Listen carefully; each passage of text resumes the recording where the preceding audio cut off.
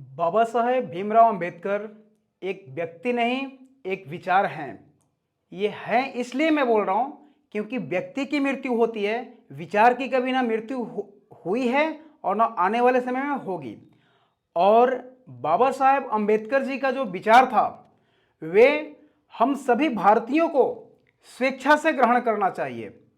अगर उनके विचार को हम लोग ग्रहण करते हैं तो समाज में या देश में जो एक सामाजिक स्थिरता होती है वो सदा बनी रहेगी और कभी एक दूसरे के प्रति जीवन में भेदभाव उत्पन्न नहीं होंगे और द्वेष उत्पन्न नहीं होंगे। मैं बात करता हूं एक एक करके जो बाबा साहेब ने अपनी विचार रखी थी और कैसे उस समय के राजनीतिक दलों ने तुष्टीकरण की राजनीति करके बाबा साहेब भीमराव अंबेडकर जी का हर उस प्रस्ताव का विरोध किया और एक कड़ी शब्द में कहे तो बाबा साहेब भीमराव अंबेडकर जी के विचार को लात मार के भगा दिया।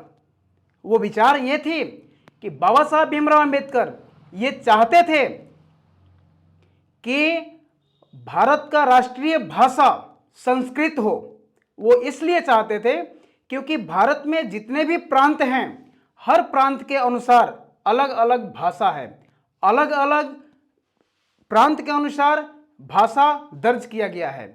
जैसे तमिलनाडु में तमिल बोला जाता है, कर्नाटका में कन्नड़ बोला जाता है, केरल में मलयालम बोला जाता है, महाराष्ट्र में मराठा बोला जाता है, गुजरात में गुजराती भाषा है और उत्तर बिहार में हिंदी है।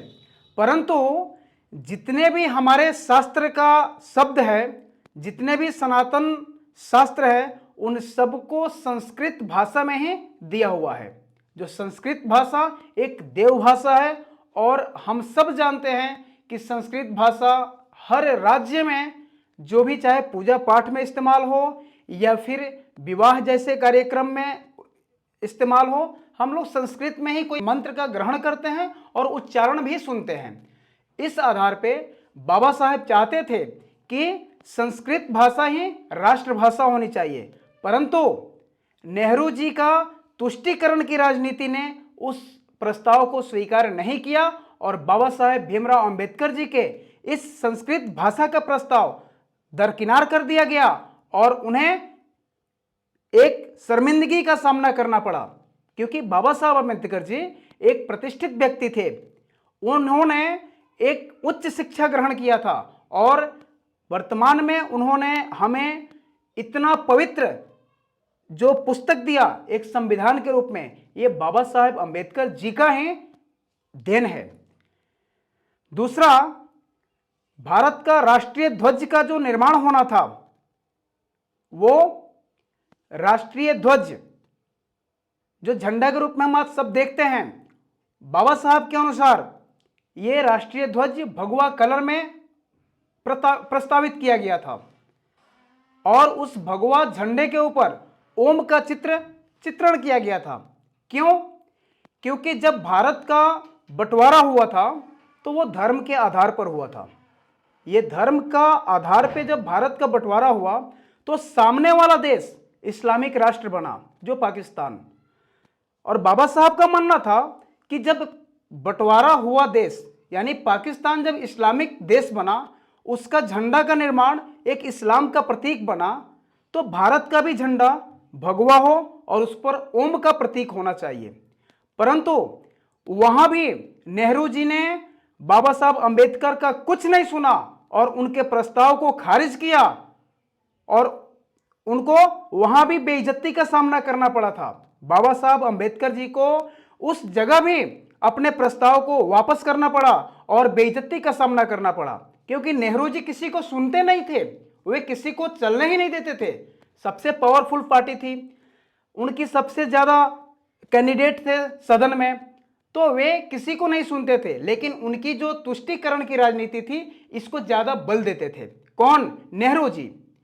दूसरी चीज, भारत का जब राष्ट्रगान का समय आया तो भारत का राष्ट्रगान जो डिजाइन हुआ था वो वंदे मातरम, ये भारत का राष्ट्रगान उस समय डिजाइन हुआ था। बाबा साहब अंबेडकर जी के साथ साथ और बहुत सदस्यों ने इसको रखा, इस प्रस्ताव को रखा, परंतु नेहरू जी का तुष्टीकरण की राजनीति और मुस्लिम प्रेम ने इस राष्ट्रगान को स्वीकार नहीं किया, इस प्रस्ताव को स्वीकार नहीं किया। यानी बाबा साहब अंबेडकर जी का यह भी प्रस्ताव नेहरू जी ने स्वीकार नहीं किया और वहां भी हमारे बाबा साहब अंबेडकर को अपने प्रस्ताव वापस लेना पड़ा और शर्मिंदगी महसूस करनी पड़ी। जब जाकर फिर नेहरू जी के सजेशन के अनुसार जन गण मन हमारे देश का राष्ट्रगान बना।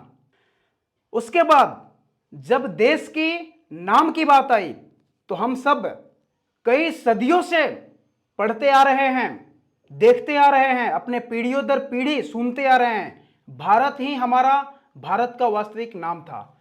लेकिन नेहरू जी ने भारत के नाम के साथ भी तुष्टीकरण किया। यह तुष्टीकरण ही मैं कहता हूं। आप बताइए, अमेरिका का कोई इंग्लिश में कुछ क्या बोलेगा? अमेरिका बोलेगा, और हिंदी में भी लिखेंगे तो अमेरिका लिखाएगा। पाकिस्तान, पाकिस्तान लिखाएगा, इंग्लिश में भी पाकिस्तान लिखाएगा। पर भारत को ऐसा क्या हो गया कि भारत का इंग्लिश वर्ड इंडिया हो गया? बाबा साहब अंबेडकर जी चाहते थे कि हर वो संवैधानिक डॉक्यूमेंट में भारत का अगर नामकरण की बात आए तो भारत ही होना चाहिए, परंतु बाबा साहेब अंबेडकर की यह भी बात नहीं मानी गई।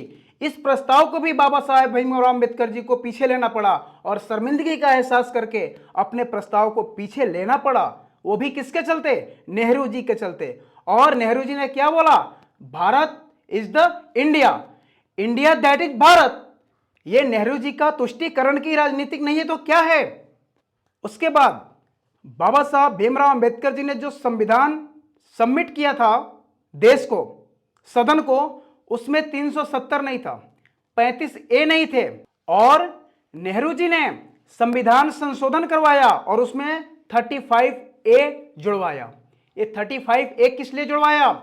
जिसके रिजल्ट क्या आया कि कश्मीर में हजारों हिंदुओं ने अपना जीवन खत्म किया, अपना संपत्ति छोड़कर भाग गए।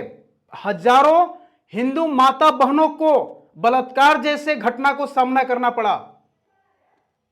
हजारों बेटियां उम्र से पहले बलात्कार जैसे घिनौने दुष्परिणाम का उन्हें सामना करना पड़ा। सैकड़ों लोग, हिंदू लोग, वहां से अपना सारी संपत्ति छोड़कर और वहां से पलायन कर गए। ये श्रेय किसको जाता है?